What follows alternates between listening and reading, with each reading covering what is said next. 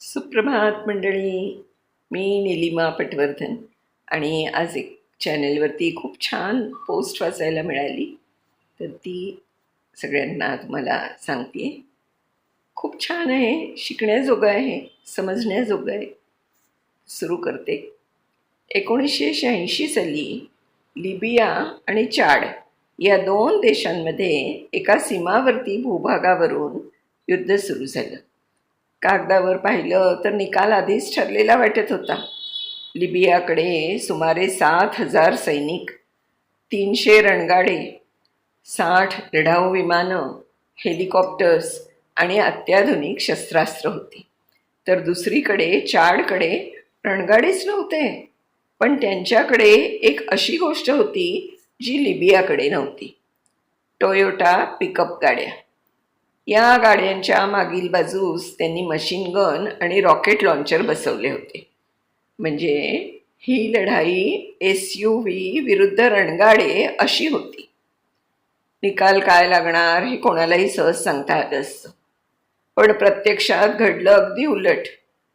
1987 फाडा येथे झालेल्या लढाईत चाडच्या टोयोटांनी लिबियाच्या रणगाडा ब्रिगेडचा अक्षरशः धुव्वा उडवला.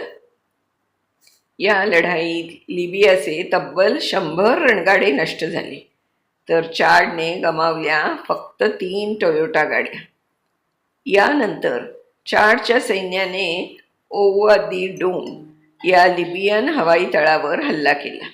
या तळाचं संरक्षण 5,000 सैनिक करत होते आणि आजूबाजूला दाट माईनफील्ड पसरवलेले होते. पण टोयोटा गाड्या जवळपास 100 किलोमीटर प्रति तास वेगानं धावत होत्या. त्या इतक्या हलक्या आणि इतक्या वेगवान होत्या की अनेक सुरुंग त्यांच्यामुळे सक्रियच झाले नाहीत. त्यांनी थेट हवाई तळावर धडक मारून तो उद्ध्वस्त केला. इतक्यावरच ते थांबले नाहीत. चाडच्या सैन्यानं लिबियाच्या सीमेत जवळजवळ 200 किलोमीटर आत घुसून आणखी एक हवाई तळावर अचानक हल्ला केला.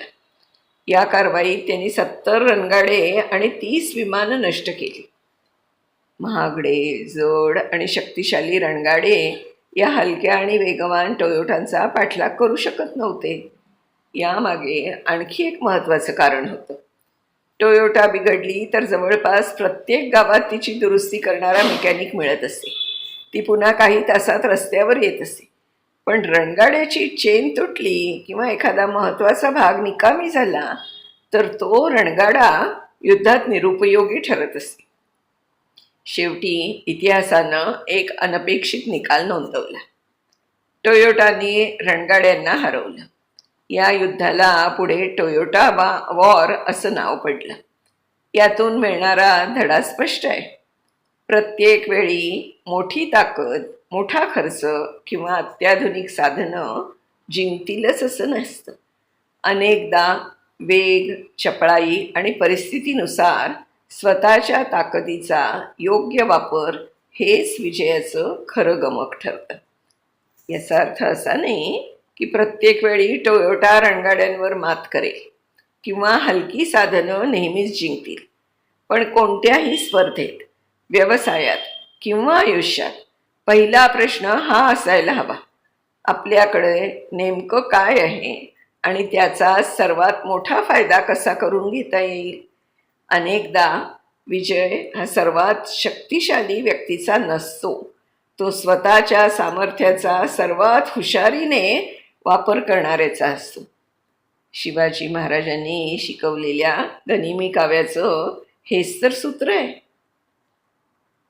तर अशी ही टोयोटा वॉर.